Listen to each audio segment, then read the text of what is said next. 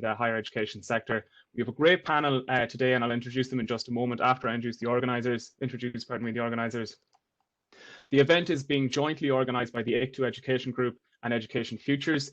ICTU is the ICTU Congress Education Sector Group comprises of affiliated trade unions with members working at all levels of the sector in the delivery of education training ranging from early childhood to higher education and lifelong learning. The group works to support Congress and affiliated education unions in ensuring that the education system as a whole is suitably purposed, structured and resourced to deliver a high quality learning for students at all levels, high quality standards of employment for staff, and plays a key role in the achievement of greater equality, opportunities and social progress.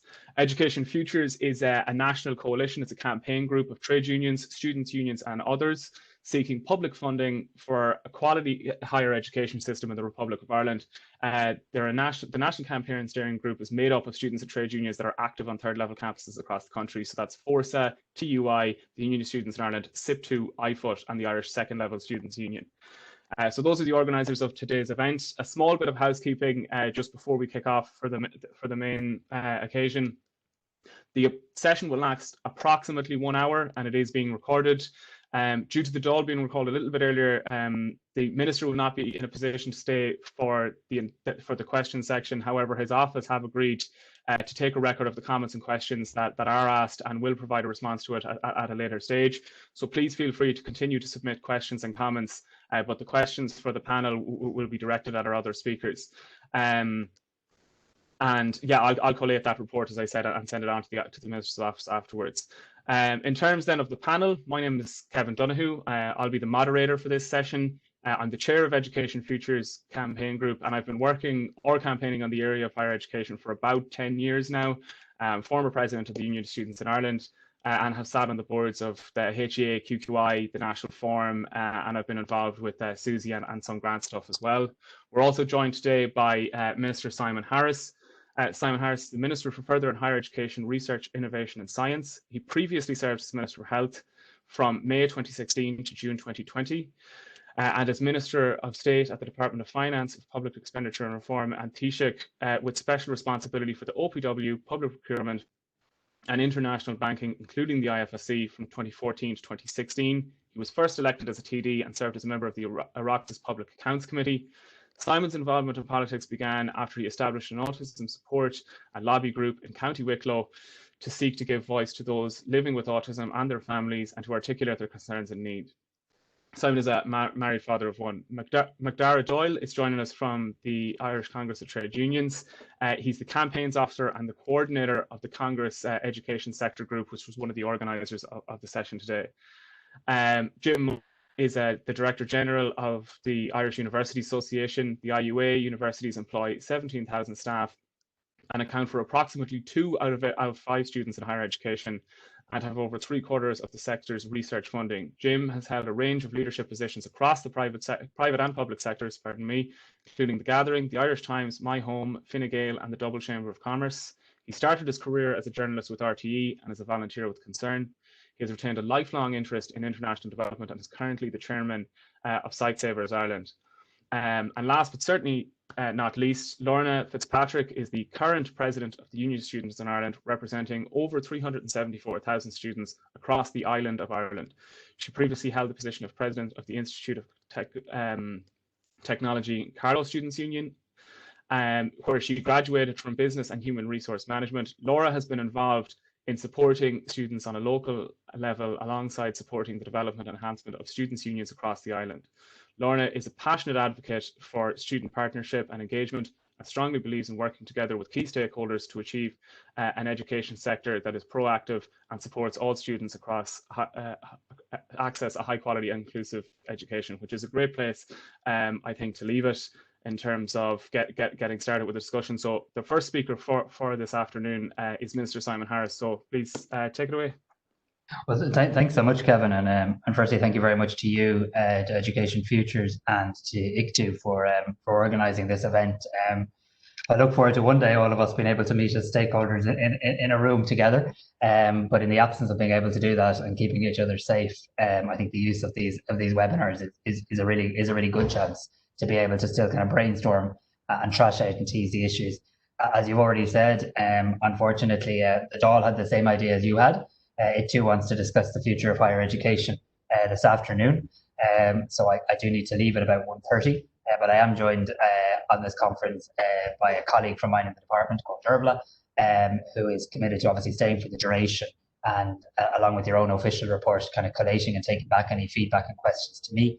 And I'll respond formally to Education Future so you can disseminate any of the viewpoints or responses, either individually or collectively to everyone. So look, thanks so much for having me along. I'm only 8 weeks in this post. It seems longer, and it is a new post. It is for the very first time in the history of our country. We now have a cabinet department and a cabinet minister with responsibility for further and higher education, research, innovation, and science. I've met a number of people I see from the attendees list. I've met a number of people already on this call. I've met you in a previous life, Kevin. I've had a chance to meet Jim and Lorna on a few occasions and to be in contact with them, and also had a very good meeting with Macdara. To those of you I haven't met, I'm really looking forward to it. And really my opening comment today is one about partnership. Because quite frankly, we can't do this if we don't do it in partnership. There are going to be enough other competing voices in government, in the public service, in the country at large, who have other priorities and legitimate priorities. I used to be prioritising the health service as health minister. What we need to be able to do is, we won't always agree on everything, and it would be really weird and unhealthy if we did. It's good to have an old row and a robust exchange of views on occasion, but we need to actually have a common viewpoint as to where we want to get to and try and pull in that direction. So what I'm intending on doing in this new department is establishing structures where we can engage in a meaningful way. So I've already said this to the trade union movement. I think I've had an opportunity to say it to Lorna. I've said it to Jim. Like, I want to be able to pick 5 or 6 key big policy issues where we get together and we try and agree, what's the destination? Where do we want to get to? And how are we going to try and get there over the next year, 2 years, 3 years? And at least we might all have slightly different views on how we best get there, but at least let's know what the destination looks like and how we can tick off progress as we go through that. The title of my department is certainly not snappy. It's kind of long-winded and a bit of a mouthful. It's a long business card, but actually the role is kind of straightforward enough. What it's about doing is making sure that every single person in our country, regardless of their age, regardless of their background, regardless of their gender, regardless of where they went to school or when they left school, has an opportunity to get to where they want to get to through our formal education structures, through more informal education structures, or indeed through the workplace as well. And when I became minister, I was briefly the Minister for Higher Education, Research, Innovation and Science. And on day one, I changed that to include further education. And that's not by accident. It's not because we wanted to add another word into the title. It's because I really, really believe we have to look at the whole continuum. We have to look at community education, further education, higher education, how they work together, how people can transition from one to the other. And let's be honest, if higher education has been the poor relation of the education system, and it has, I think it's fair to say further education has been the Cinderella. So what I'm hoping we can actually do by having a dedicated department here is really shine a spotlight on some of those issues. And some of that won't be easy. Some of that will even be politically difficult and politically challenging. I've said it before, and I believe it. Whoever the Minister for Education is, regardless of his or her name, his or her party affiliation, they have so many other issues they need to deal with before they get to, let's call it our agenda. Pupil-teacher ratios, teacher numbers, school transport, all very important issues. So often the higher education agenda can fall too far down the political and perhaps even the public agenda. So that's the purpose of having this new department. And we need to listen to you, we need to work with you. And I'm very much in learning mode as well. So I'm all ears, I want to engage, I want to work my way through the challenges with you. Two kind of points I just want to really kind of dwell on today. Firstly is when we talk about challenges emerging in the sector, we can't really have that conversation without talking about COVID. We know that the college experience is going to have to be different, and we know it's going to have to be safe, but that doesn't mean it can or should be inferior. Different cannot mean inferior. The days of crowded lecture halls are, at least for the moment, gone, as we have to try and approach a new normal. And we're working very hard. I think everybody on this call and across a variety of capacities is working very hard to work out how can we safely return to on-site learning. It won't be all on-site learning. We are not saying what primary and secondary schools said. Everybody's not going back to full on-site attendance in the month of September. It will be a mix of blended learning. but it will have to be done in a way that is safe for students, safe for staff, and safe for our country. I won't go through all of the detail you already know, because we've allocated €168 million already to try and fund the safe return to on-site learning of further and higher education. And I want people to know on this call, we're not just funding the bricks and the mortar, or the physical changes that have to be made, or the perspex, or the PPE, or the hand sanitizer, though we are doing that too. Within that package is a very, very significant package of financial support for students, for learners, whether that's a doubling of the Student Assistance Fund, whether it's providing €15 million so that we can actually purchase laptops, so that you can't tell a student, go off there, we're doing online learning, and find out they don't even have access to a laptop.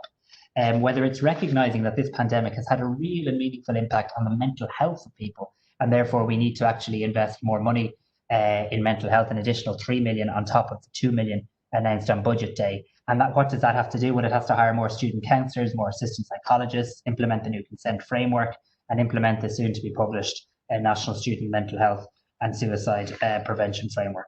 So there's a lot of talk at the moment and a lot of debate about the registration fee, and I want to get to my view in the moment on the funding model. But what I have done first, outside of a budget session, is decided to target significant resources at doubling the Student Assistance Fund, purchasing laptops, and increasing mental health funding, and getting the colleges back open insofar as we can, and in a safe way as well. I do want to say this I know Jim is obviously representing the IUA and we're working very well with them. I think the priority has to be making sure that our first year students can get introduced to college life. It's very hard to be inducted to college through a webcam.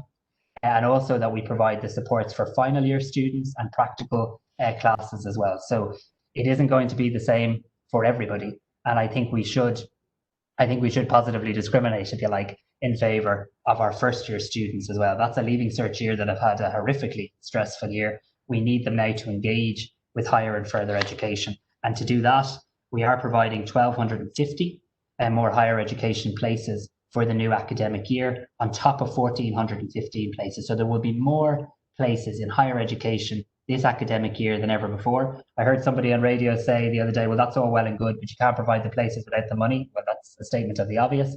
Alongside that money is a budget of 12.5 million in additional funding that government approved at its meeting this week. So we are providing additional funding to provide additional places as well. And that's recognizing that there will be young people who will come out of school this year, and they might have said, I'm going to take the gap year and go off to Australia normally, or America. That's not an option.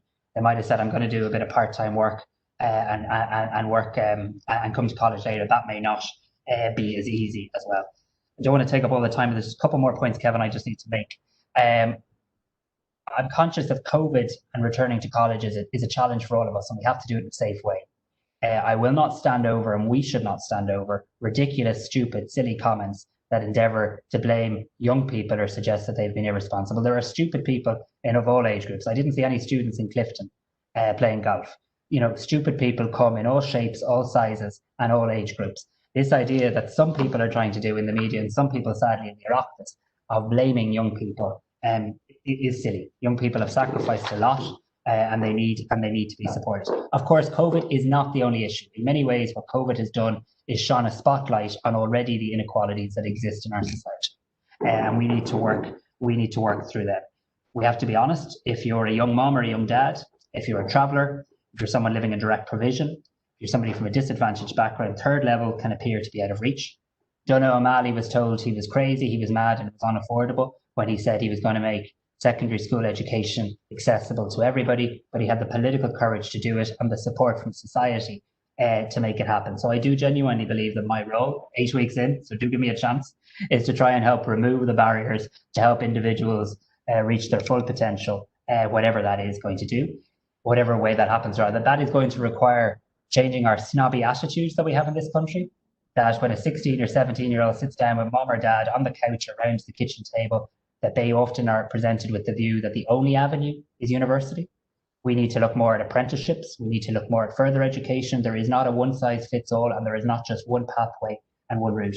It's going to require a fundamental overhaul of the SUSI grant system. I accept that the grant system of today is certainly not fit for tomorrow. Whether it's fit for today, you can debate. We're telling people they need to earn and learn more, but it doesn't support part-time learning. We're telling more and more people that they need to do postgrads, and we're not supporting that enough. So there is a commitment to review the SUSI grant system in the programme for government. I've asked my officials to draw up the plans as to how best to do that, how to engage with you in relation to that. I've made some changes in the interim to SUSI. It can take into consideration changes in your income because of COVID. And we've also made some changes so that people in direct provision can access it more easily. We've seen 2,500 more applications this year than last so far, showing the financial hardship that people are already experiencing. We're investing €1.87 billion in higher education now through the Exchequer, excluding SUSI, excluding capital, up from 1.4 billion in 2015. So we are increasing funding when it comes to higher education. That is a statement of fact, but we do need a sustainable funding model. I think we need to move beyond the kind of Father Ted, is there anything to be said for another committee mentality that perhaps has existed in this country for a long time. I mean, the last Oireachtas was given a job of work to do. It was given the Cassell's report, and it decided it would like an economic evaluation of it done. And that was all parties decided they'd like an economic evaluation done. That economic evaluation, with the help of the European Commission, is underway. I won't prejudge it, but it is due back early next year. I won't be found wanting in terms of acting on its recommendations. But just to be clear, I don't believe levelling students with significant debt at the start of their working life is what a sustainable education system looks like. So I better not get ahead of myself or get in trouble by going further than that. But I approach this from the point of view of education is something that you should invest in, both for societal and for economic ways. With more money, Kevin, does come more responsibilities on higher education institutions. The governance structures are archaic. I intend to bring forward legislation this year to reform the HEA and to give the public, through their minister and the HEA, more input and more oversight as well. Can't finish without mentioning student accommodation. I know Lorna, who I see smiling because she raises this issue. It's the perennial issue every single year in education, and you're entirely right to raise it. I know you're due to meet Darragh O'Brien in terms of some legislative changes you'd like. I've spoken to him in that regard. I'll try and attend that meeting with you if you wish. But from my perspective, from my department's perspective, we need to build more college-owned student accommodation. We are far too reliant on the private market. There does seem to be a challenge that the IoTs want to build more, and they do seem to be snookered. For a few technical reasons, I'm committed to working with them in that regard, but we do need to build more. I also just want to raise the issue of cross-border. We do need to do more on a cross-border basis. I'd like to see a cross-border university. I intend to meet my counterpart, not just on this issue, but more broadly this month. In a post-Brexit world, where education should transcend borders, partisanship, politics, and all of that nonsense. So we do need to look at what more we can do on a cross-border basis. So I'm not going to take any more time. I could talk on this for ages. We're not always going to agree on everything. We won't achieve everything overnight. But I do think if we can come to a common agenda of 5 or 6 big issues we want to work on together, I'll certainly help you work on them. In the first 8 weeks, we have provided funding to address the digital divide. We have highlighted the issue of consent and gender equality in our education system. We've invested more in mental health, started the process of changing SUSI, but we've more to do. We've doubled the funding in the Student Assistance Fund. We've pressed go on some capital projects. And as one student union I said earlier said to me on Twitter, don't just invest in buildings. The reason we're investing in the buildings is to provide 8,000 more spaces for students and to meet the demographic pressure. So we've lots to do. I'm up for working with you, and thank you so much for having me today. Thanks very much for that, Minister. I suppose there's a lot to digest in what you were saying, and there's a lot to be, I suppose, positive about. In particular, I welcome the notion that we need to work together towards achieving a few things in the sector. We have been, I suppose, the poor country cousin for a long time, and the reason Education Futures was set up in the first place was to try and bring, I suppose, all the tribes in under one banner, so that we could focus outward in terms of trying to address a lot of the problems that we have. So a lot is welcome there. So thanks very much for joining us this afternoon. For everyone else, if you can submit your questions, you should get a Q&A section in the bottom right-hand corner. So you can submit them either to the Minister or to the panel or whatever else. And as I said, I'll collate them and send them on to the Minister's office afterwards. The next speaker that we have for this afternoon is Macdara Doyle from the Irish Congress of Trade Unions. So if you're ready, Macdara, we'll hand over to you. Okay. Is that okay? Can you hear me? Yes. Yeah, okay, grand. Okay, listen, thanks, Kevin, and thank you for your work in putting this event together, which we hope will probably mark a new departure for the further and higher education sector. And also, Minister, thank you for your comments. Certainly some very interesting ideas in there, and a very welcome emphasis on dialogue and investment in education, which is obviously critical. I think if there have been any positive outcomes from the public health emergency, which we're going through, and there are precious few, perhaps one of the clearest is how it's reinforced the value and the centrality of education to any society that thinks of itself as decent. And by extension, the emergency, particularly during the lockdown phase, also threw into very sharp relief the absolutely essential role played by staff at all levels across the sector in ensuring the continued functioning of the education system and in delivering continuity of learning. And I don't think the value of that contribution can in any way be underestimated. Just as our capacity to provide care for those affected by COVID-19 said something very positive about our society, and we of course acknowledge your very central and positive role in that, Minister, the priority given to education and the response of staff at all levels was also a very positive reflection on our values. And as we turn now to the task of rebuilding, of trying to imagine what a post-pandemic Ireland might look like, once again, education assumes an essential and pivotal role. But even before the public health emergency, our education system and our society was facing two very critical and interlinked challenges. Firstly, the transition to a lower carbon economy, one which we are already struggling to come to grips with and generally failing, unfortunately. Secondly, the impact of digital technology and automation. And the recent NESC report on these issues, addressing employment vulnerability as part of a just transition, set out the scale of these challenges and their very likely transformative impact on the world of work and on how we live. The unwritten sense to emerge and clear concern to emerge from that report was of a systemic failure to grasp the magnitude of the challenge that faces us and of a corresponding institutional unpreparedness. However, the report also did flag what it saw as a very critical role for and driving role for our higher and further education sector in this process. So, taken in conjunction with the task of rebuilding post-pandemic, it is now abundantly clear that very, very deep demands will be made of the sector in both the immediate and the longer term. And that requires a sector and a system that's actually fit for purpose. And I don't think anyone could plausibly argue that's the case at the moment.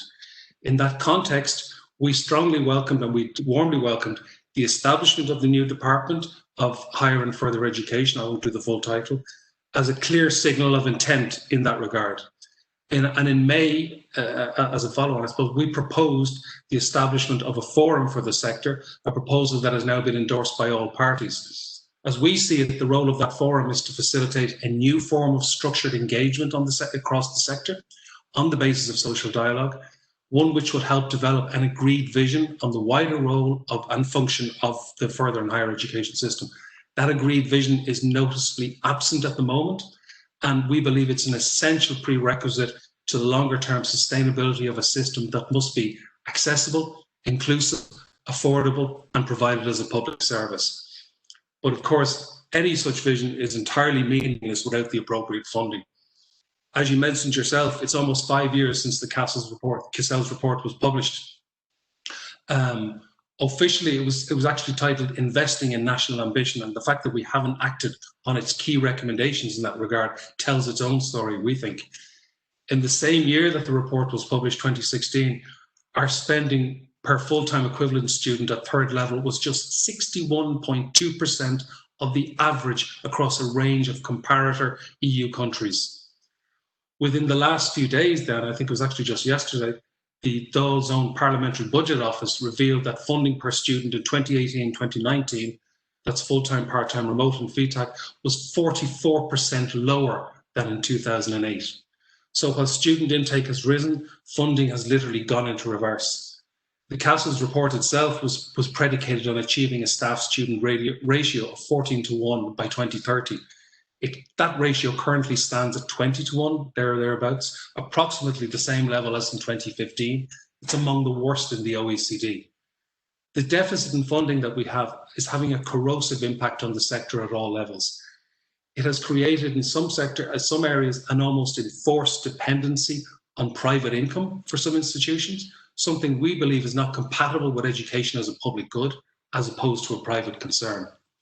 It also harms accessibility and affordability for those who want to avail of further and higher education, and it impairs the sector's capacity to deliver high quality learning.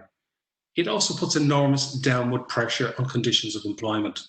To date, there's been, unfortunately, very little in-depth research on the nature and extent of precarious and insecure work across the sector, and perhaps this is something a new could address. But there was one telling figure that emerged from a recent CSO labour force survey. In 2008, some 5.5% of staff were found to be engaged or participating in unpaid overtime at third level. By 2018, that figure had risen almost fivefold to 24.5%. Now, of itself, that's not conclusive proof of anything. However, it is strongly indicative of a working environment that is subject to serious pressure and is highly insecure. So for us, this key issue has to be addressed if we are to develop a sustainable model for the future and create clear pathways for career pathways for staff and ensure decent work becomes the hallmark of our further and higher education sector. And finally, could I just raise an issue that has arisen in recent days in relation to the reopening of the sector that's currently underway?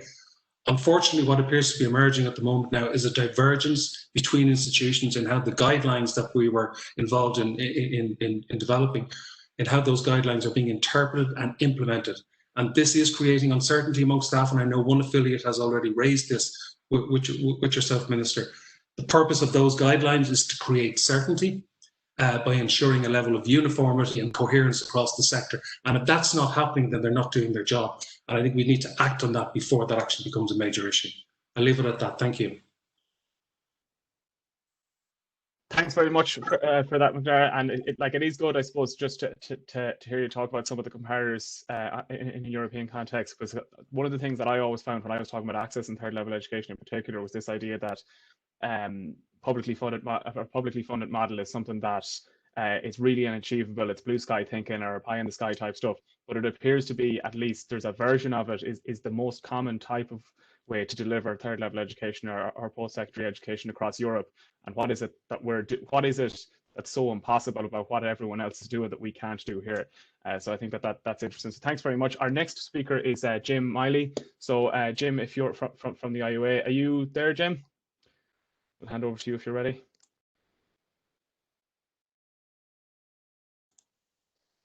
There seems to be maybe a small connection issue there, so we might go to Lorna, if that's okay.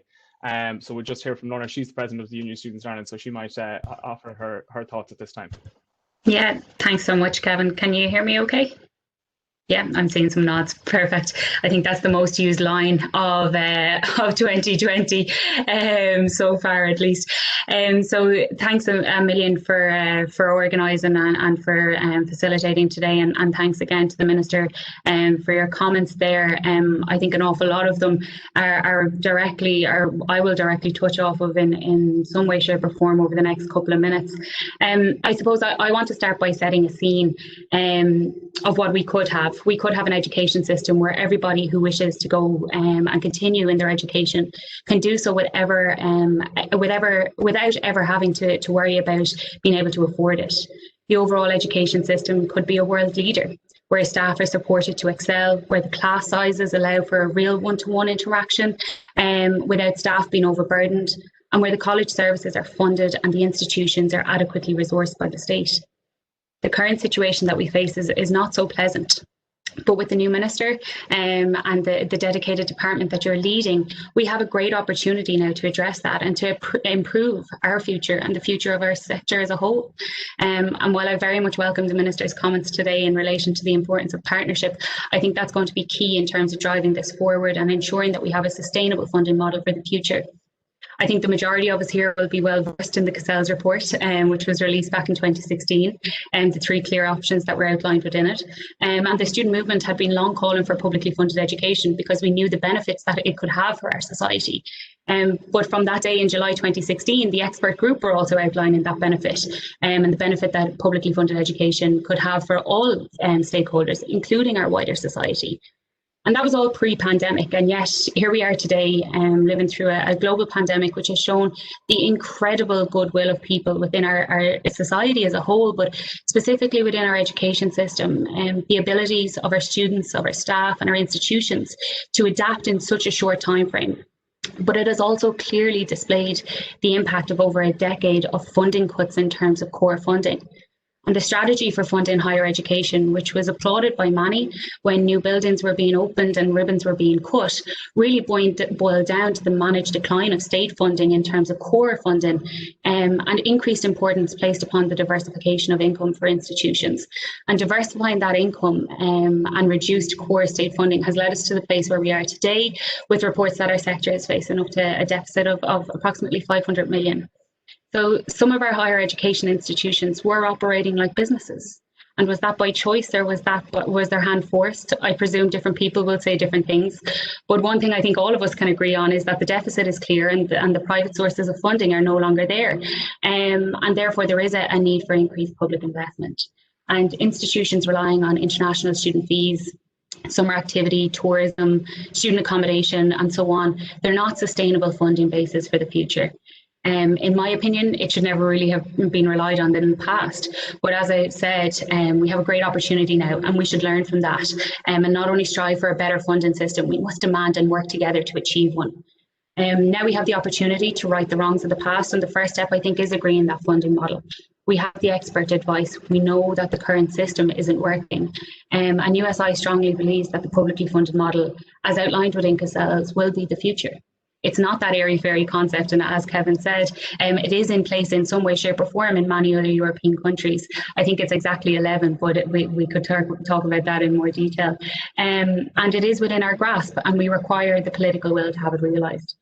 So while institutions have been receiving less and less core state funding, they've been innovating and delivering on programmes to support students. And there are incredible access programmes and so on within institutions, brilliant peer-to-peer support programmes, and there are incredible staff bending over backwards to support students day in, day out. And they should be championed and recognised as vitally important to support students throughout their entire educational experience. But access is not solely about getting students in the front door of college. It is about each and every student being supported to achieve their very best while they are there. And it requires, it requires an awful lot of work from an awful lot of people to ensure that they can be supported. So be that a second level student coming through, or a mature student coming back, or somebody after taking that gap year, as you referred to, Minister, in the past. And it means that they receive the financial support that actually reflects the cost associated with going to college. It means that the staff-student ratio is reduced from where we currently are, grossly above the OECD averages. And it means that the services within the institutions are resourced, both human and financial resources. And we've welcomed the recent funding that Minister Harris has made available, and very much do welcome that. And it was great to hear that referenced again today in terms of mental health, addressing the digital divide, and addressing the shocking reality of the sexual harassment and violence outlined by the SES report and other groups. And these are essential steps forward. But we believe that it's difficult to build and sustain practices and services within institutions with only ring-fenced funding pots rather than the overall investment in core state funding. Overall access requires some broader thinking. There are different issues such as free fees initiative and financial supports that are only applicable to students who enter full-time education or would have been attending what would have been viewed as traditional on-campus courses. We know the traditional way of teaching and learning has changed dramatically as a result of COVID-19, yet there are still some students, there are still some important learnings to take from that, such as the free fees initiative being reviewed to include students studying in a larger variety of courses, and SUSI being available to those who access online courses as well. The current student contribution charge, and I know you had mentioned it, and I know there's been an awful lot of discussion around it this week, is €3,000 for undergraduate students who qualify for the free fees initiative. This is the highest in the EU, and we very much welcome your comments, Minister, in relation to the fact that it is too high, and the comments earlier this week and today again in terms of looking to address that. And I'm sure we've all seen the discussion on Twitter this week, and there are many students who are rightly angered about having to pay €3,000 for their fees this year. But they were also rightly angered to have to pay €3,000 for fees last year too. It's too high in a normal year, and we believe that it must be addressed as a matter of urgency. But the reduction in the student contribution fee itself must be covered and met with overall investment. We need to have that frank discussion about how we view and value education as a whole. But I think that approach in terms of partnership will really help with that. And of course, accommodation was always one that would come up. And I'm glad that the Minister has also referenced it. But it is one of the key issues in terms of having an accessible education system. And when the National Student Accommodation Strategy was launched, it didn't set out how the beds were to be built. And that's brought us to the landscape of today, where this, in most cases, the small and in many cases shared spaces can cost thousands of euros. And the cost of accommodation, both private and university owned, can be a barrier to access. And the highest possible SUSI grant is €657 per month. And there are very few rentals, especially in larger cities, where that will cover rent, never mind the additional costs such as food and books and transport. But we do welcome the Minister's comments in relation to the need for more publicly owned accommodation. And we did launch the campaign last week looking for additional protections for students so that they're not in the same situation as they were when the pandemic hit in the private market. And we did see the university owned accommodation doing the right thing and protecting students and providing those refunds and so on. And that needs to be something that we look to in the future to ensure that we can resolve it moving forward. I won't speak on behalf of the staff because I think Macdara and others can do that much better than I. But there are commitments within the programme for government in terms of supporting postgrads and early year researchers, and they must be a core component of our path forward. And the precarious conditions that many are facing is of great concern, and there's people struggling on a daily basis as a result of casualisation and precarious practices that we really need to address. And in terms of the financial supports, as you say, that the SUSI grant there is a commitment to review that in the programme for government, and we really do welcome that, and we do believe that it needs to be of paramount importance in terms of the eligibility criteria, the thresholds, the amounts awarded and so on. They all need to be reviewed and improved. But addressing the issues in relation to postgraduate grants, also outlined within the programme for government, needs to be a focus too. But so too do stipends, which are currently below minimum wage, never mind living wage. And back to education allowance and other financial supports are vital for so many people, and they must be brought in line with the costs associated with education. So there are many things affecting access to higher education, and I've outlined a few. But addressing these issues must be a priority, and it has been for many, but it must be for all of us now. And so just to finish, I'll take you back to the scene that I said at the beginning of my contributions in terms of our world-class education system. With smaller class sizes and access for all who wish to progress to or return to higher education being supported to do so. Institutions being fully resourced and the support service having the time and resources required to reach every student.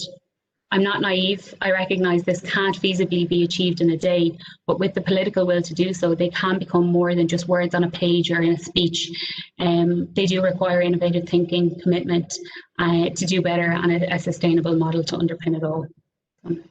I'll leave it there. Thanks very much for that, Lorna. I suppose you can always rely on the student movement to be ambitious for the sector, and I think they've really set the scene. But what's I think very important is that they always follow it up with not only the why it's needed, but how it can be achieved. So it's great to hear from you on that. Thanks very much. I think we have got Jim back now. In the meantime, please feel free to keep your questions coming in the bottom right hand corner. But Jim, if we have, I think we've restored our issues, have we? Yes, we have. Thank you, Kevin, and apologies for the freeze up earlier. Minister, colleagues, thank you first of all to ICTU for this opportunity. I think it's a really good forum. Firstly, I want to acknowledge, I think this is the first time we've had in a public, albeit a virtual forum such as this, that we've had the opportunity to acknowledge the creation of the new department by the government, and indeed for the very encouraging early achievements by Minister Harris. I know he's had to step away because he's on his way to the Doyle, but we would like to recognise that. I think, and I think it's been said by earlier speakers, I think it's a clear recognition of the pivotal role that higher education and research, and I want to come back to that because it hasn't been spoken of today, it has as a key part of our society. I mean, what What we're about in our wider sector here is about producing the talent base and the research and innovation base for the knowledge economy. And it is essentially, innovation.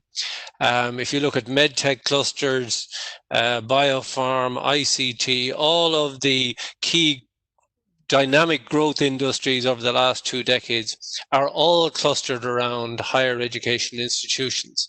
And the future, our current success, albeit the challenges we face, and our future success is entirely dependent on our talent and innovation base. And I think that's why this new department is so important, and I think why it's so exciting.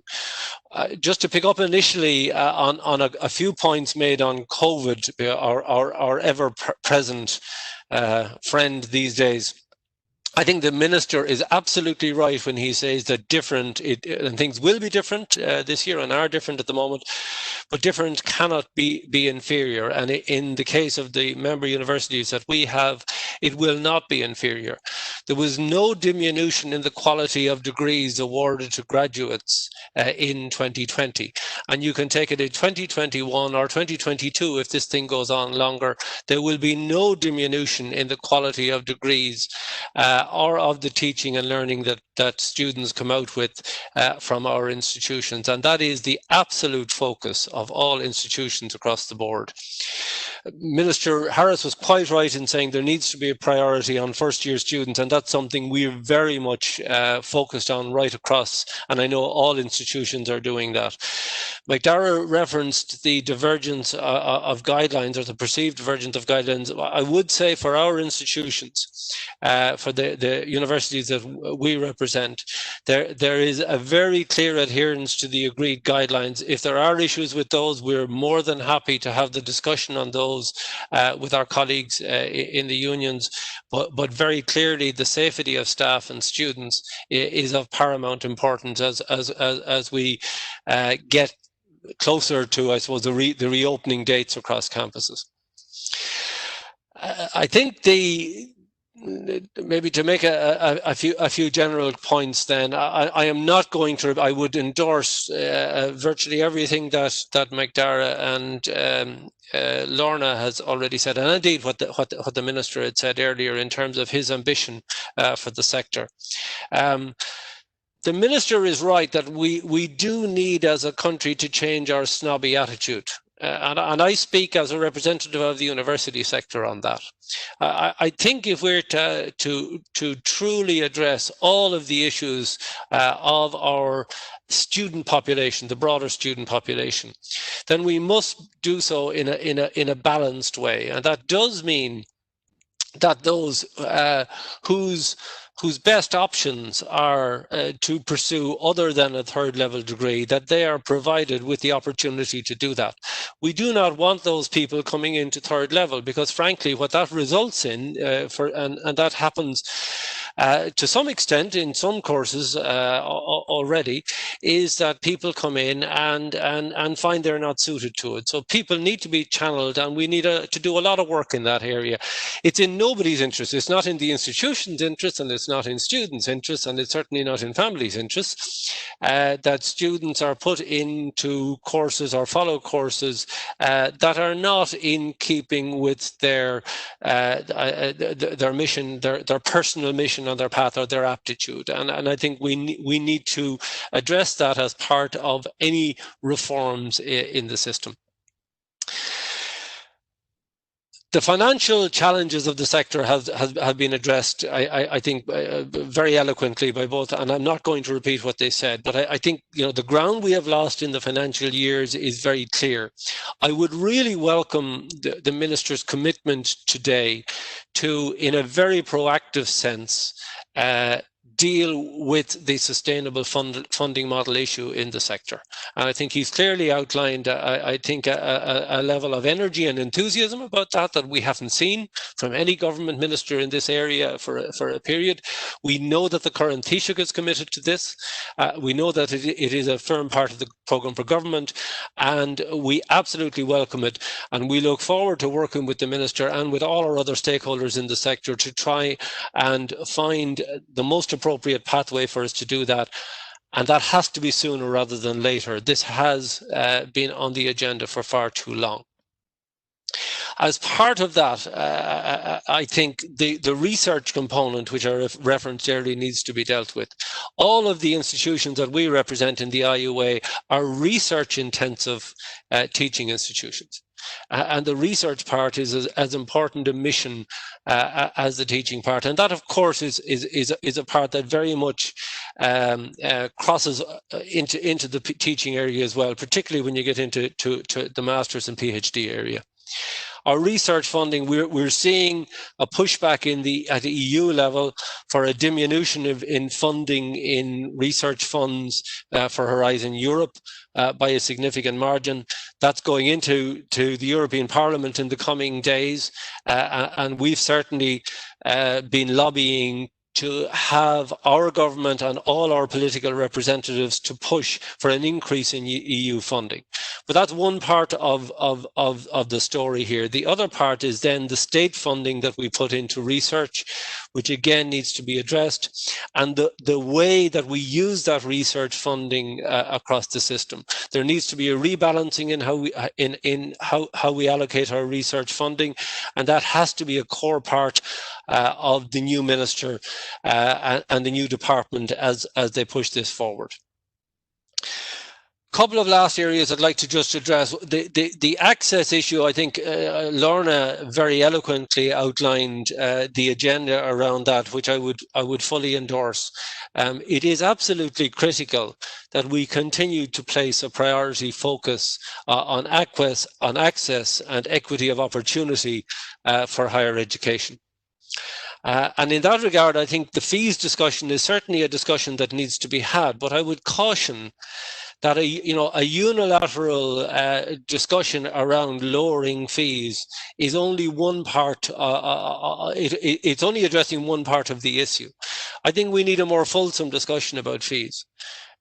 We have a situation at the moment where we have, at any point in time, we have 25 or 30,000 students in second level education whose parents have, and they're quite entitled to do, who have elected to fund them in private education with fees of 4 or 5, and in many cases 8, 9, and up to 12 and 15,000 euro per year. They then go to third level and they pay 3,000. Would it be equitable to say to that cohort that we'll reduce your college fees, and because with a limited pot of money, that inherently would mean that the others whom we know are out there who need to be funded to come into the system would not have access. So I think we need a balanced discussion around fees, and very much that feeds into the equity of access agenda, which we have driven as institutions over the last 2 decades and more. I think the last area, I think, is in relation to the broader, I suppose, community engagement for our sector. And I think sometimes, and we're all, I think, victims of this, sometimes the higher education sector and the broader community sometimes discusses its issues in a bubble. And I think for us as a sector, we need to be hugely mindful of our role in society. That isn't just feeding into the economic agenda that I referenced earlier in terms of supporting the hugely important economic clusters that we have, but also in terms of the wider societal role that we have as educators and as knowledge generators, and I would put it in that broader sense. So this isn't just about, we're not just a factory producing widgets for a machine.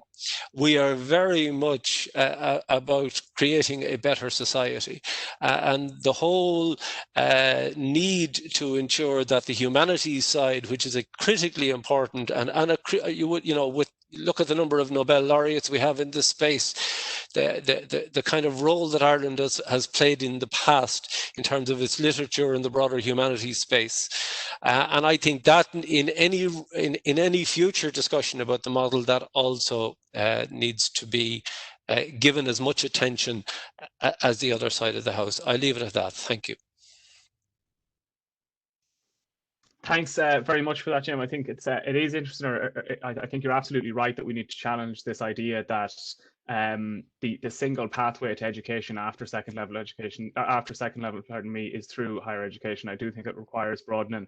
I suppose on the fee things, or the fee side of the House, I suppose you could look at it from the perspective of a education being a public good, and the possibility that someone who can afford to go to college gets it for free is better, in my view, than the reality that someone who can't is not able to access it. But it is like a discussion, I think, that definitely does need to happen. I absolutely agree with you on that. We're coming to the questions now, and I'll just read through them. Just to say, before I start reading the questions, there were a number of questions who were directed specifically to the Minister, and I don't think it would be possible for others to answer it. So I've kind of separated those questions out as best I can, and they will be forwarded on to his office. He has indicated that he would respond to that. But with that in mind, I'm going to take the questions in threes, and to give yourself maybe a break, Jim, because you've just contributed, we might go to Macdara first, then Lorna, and then yourself. We'll just do it that way. It makes maybe life a little bit easier on people. So the first three questions are kind of thinkers.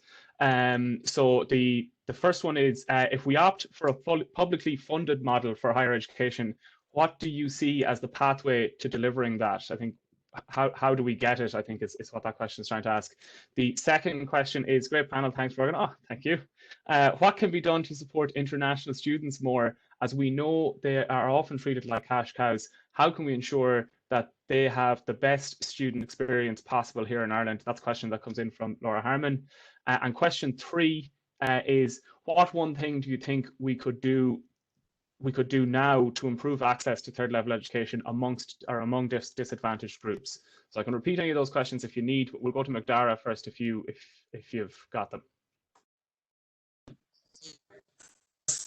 Thanks, Kevin. Well, look, in terms of the publicly funded model, I mean, there was some groundwork already laid and some signposts in the 2016 Castle's report. As you've said yourself earlier, we don't need to reinvent the wheel on this. There are quite a number of countries around the world that already do this very, very successfully. So there's nothing magical or hidden about it. We can simply look at their systems and see how they do it. What we need to do first and foremost, though, is to reimagine or re-understand our third level system as a public good and fund it accordingly. It's not a cost, it's an investment. We all benefit from it. Some sectors of society benefit more, perhaps, and maybe there could be issues around how that could be linked to the sectors that drive the greatest benefit. But in terms of funding levels, then, I mean, it's our understanding that we consistently fall behind the OECD average for investment in third level, which I think is around, the last figures I saw, anyway, a couple of years old, but about 1.5% of GDP. And I know there's issues around GDP, but that can be teased out.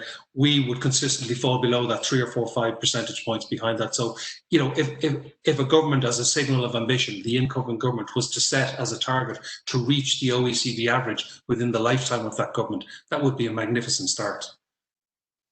In terms of the cash cows issue, I would think, not to be glib about it, like I know the point that's being made, but I think if you address the funding issues, then issues like this start to roll in and start to be resolved very, very quickly. And the same, I think, would happen with the disadvantages, the issue of access. If you establish an education system where accessibility and affordability are the primary features, then those issues begin to be addressed. Thanks very much for that. Lorna, do you want to come in on any of those points? Yeah, I suppose I'd very much echo what Macdara has said there in terms of the first question around publicly funded. It is very much that it is happening elsewhere. It has to feature in our conversation as how we view education and the value that we place on education. And as Macdara has said, it's an investment, it's not a cost. So I think that is the first point. In relation to the international students and the question that came in from Laura, I completely understand and recognise where that question is coming from, and we see it day day in, day out on campuses all across the island. But I do think that a part of it comes back to the publicly funded model, and in terms of the sustainable funding for institutions, and it comes back a little bit to that whole diversification strategy in terms of income, and that's where the conversation has led. But I think we need to, I think we all have a responsibility to talk and engage with international students in a much broader sense, and think about the value and the benefit of having international students as part of our education system. And I suppose the internationalization of education and the learning that we all have from having international students within our education system and the benefits that there are there. But I think the second and the third question are very much linked in terms of access and things that can be done to support students from disadvantaged backgrounds, and similarly to support international students, are the things that we look at in terms of our free fees initiative, our student supports, how they're available, what the eligibility criteria are, our accommodation crisis, and the accommodation is one of the biggest issues for disadvantaged and international students in terms of the cost. So I think it needs to be approached in a multitude of ways. I don't think it's a simple one size fits all solution, but I do think that it is very much achievable. But we just require having the conversations and the political will to push forward the changes that are required. That's great. Thanks very much, Lorna. Do you want to come in there, Jim? Kevin, yeah, thank you. I think in terms of publicly funded model, Macdara talked about the value proposition. We conducted with Indicon last year a detailed analysis of the impact of a university education, and what that showed clearly, showed two things. Firstly, is that university graduates have significantly higher on average lifetime earnings, so there's a real personal benefit. But the other thing it showed definitively was that the state gets a return on investment on its university education over the lifetime of a graduate, like a significant return on investment. So a single year's cohort gives a net benefit over their lifetime to the state of €1.6 billion, and that's an independent analysis done by Indicon, who do a lot of work for the government. So I think what we need to do is ram home the message that, investing in higher education is not just the right thing to do, it's the profitable thing to do from both a personal and a public point of view. On the international student support, I think we need to recognize that international students are often viewed as sort of this cash cow, but actually having international students as a mix in our institutions is hugely important. We benefit as institutions, other students benefit, we benefit as a country. Many of them end up staying on here and working and living in Ireland, and there's huge benefits to that from a societal point of view. I think COVID has sharpened our focus on that, and I know all our institutions this year are working really hard to ensure that they provide even better levels of support for international students in the coming year, and I think the focus will remain on that. The last question on one thing to improve access, well, apart, I think, from the funding issues, which I think obviously is crucially important, the one thing I would say is career guidance at second level. We really need to put a heavy focus back on that. I'm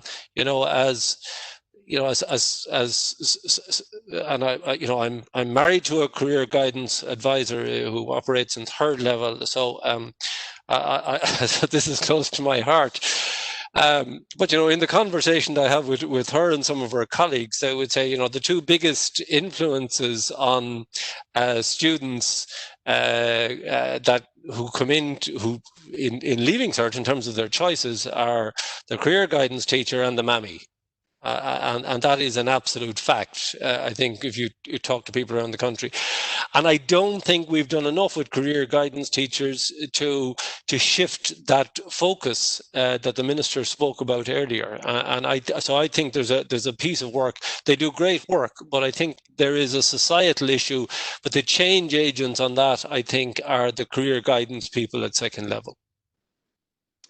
I'll tell you, Mammy was my career advice for me when I was going to college. We are coming up just towards the end of time. I might just do one last round of three questions before we head off. The other thing that you mentioned, if that Indicon analysis thing is publicly available, we might send it out as part of the distribution later on. It seems like a very interesting report to take a look at if it's available or we're able to do something like that. Yeah, Kevin, it's on our website, so we'll send you the links and you can share them.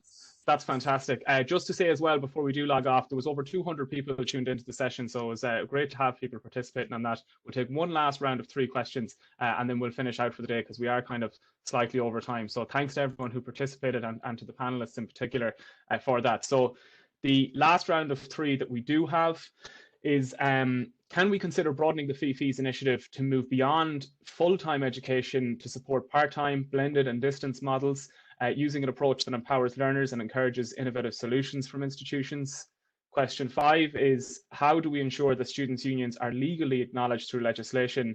Lorna, this one may be for you. The value, how do we make sure that they're acknowledged through legislation? The value of the largest stakeholders in any organisation is absolutely paramount for feedback and ensuring real and true reflections of partnerships now more than ever. And question 8 is, what are the positive opportunities for higher education institutions that the panelists see coming out of the COVID-19 crisis? So those are the 3 questions. We might go to, we'll go in the same order, I suppose, if Macdara wants to come in first, and we'll give Lorna and then Jim the final word.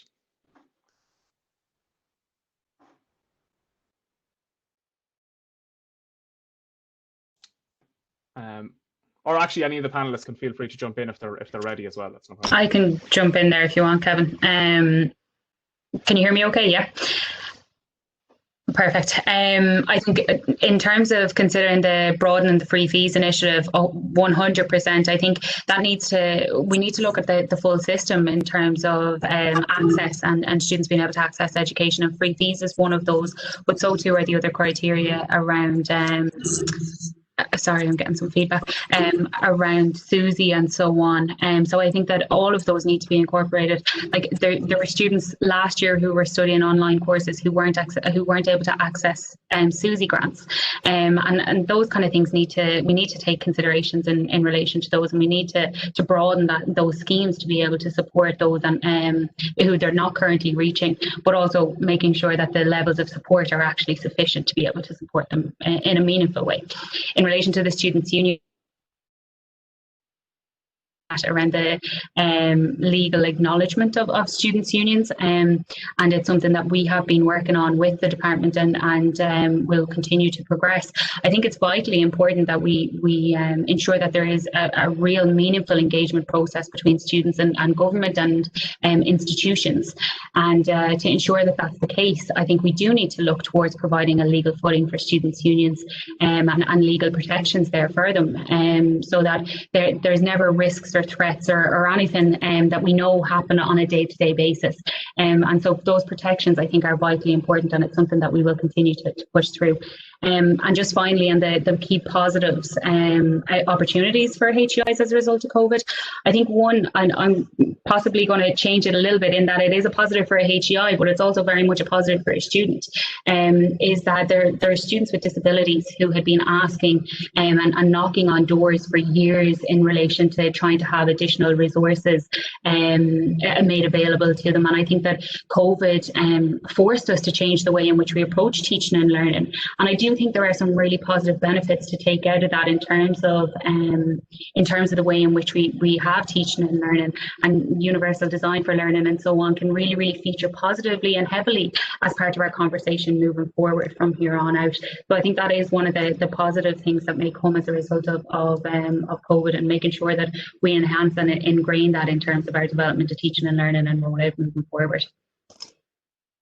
Thanks very much for that, Lorna. Does Jim or Macdara want to come in there? I'll come in if you want, Kevin. I'll leave the legal issue on students' union to Lorna. I won't get involved in that. I think the broadening free fees to support part-time, absolutely, we would be wholesomely behind that. It's something we've been looking for quite a time. I think there's an overall piece around part-time and flexible learning, and this very much links to the third question on the positive outcome of COVID. I think one of the benefits of COVID is that it has forced all institutions to be more flexible. We've simply had no choice in the last 6 months and will have no choice for the foreseeable future in terms of some of the things that institutions have to take on which they wouldn't have thought possible even a year ago. And I think the very successful transition to remote and digital learning, which is by no means a panacea, but I think it is an important, we've probably moved forward in 6 months, probably more than we might have in 6 years, were it not for COVID. And I think how we now inculcate that into the wider institutional offering. I don't think digital remote learning on its own is a solution. The face-to-face, the on-campus engagement is a hugely important part. But I think what will probably emerge from that is there was a parallel thrust coming anyway, and we're doing some work on this at the moment, on greater availability of part-time and short courses, micro-credentials and so on. We would hope under the Human Capital Initiative to have something coming through on that. And I think what COVID has shown is that there is actually a capacity to do stuff in a nimbler way. And I think we really need to follow that path. Thanks very much for that, Jim. Do you want to take a final word on that? Yeah, very, very quickly. Yes, we would, as with the other panel, we would be supportive of anything in respect to the Free Fees Initiative, anything that helps or supports accessibility and improves access. In terms of the student union, I won't tread on the key territory there, but I would note that the forum that we've proposed and is due to be established will give a very constructive key role to all participants in this area, and it's well worth following up, and we will be developing that. In terms of positives that have come out of the crisis, I think seeing and appreciating the resourcefulness and the skill of our staff has been immense. Thanks very much for that, Macdara, and thanks to everyone who joined us this afternoon. I think we were able to highlight a lot of stuff that we can all work on. There was a lot of agreement there among things. I think if we spent a little bit more time drilling down, we might find one or two differences. But it has been a very positive experience for me. Thanks to everyone who joined, to everyone who participated. We'll send out some follow-up information, and as I said, I'll compile a report of the comments for the Minister and all that, and when that response comes back, I'll issue that out to everyone. But in the meantime, thanks to Lorna, Macdara and Jim for joining us. Really positive contributions, and it was great to hear from you. Thank you, Kevin.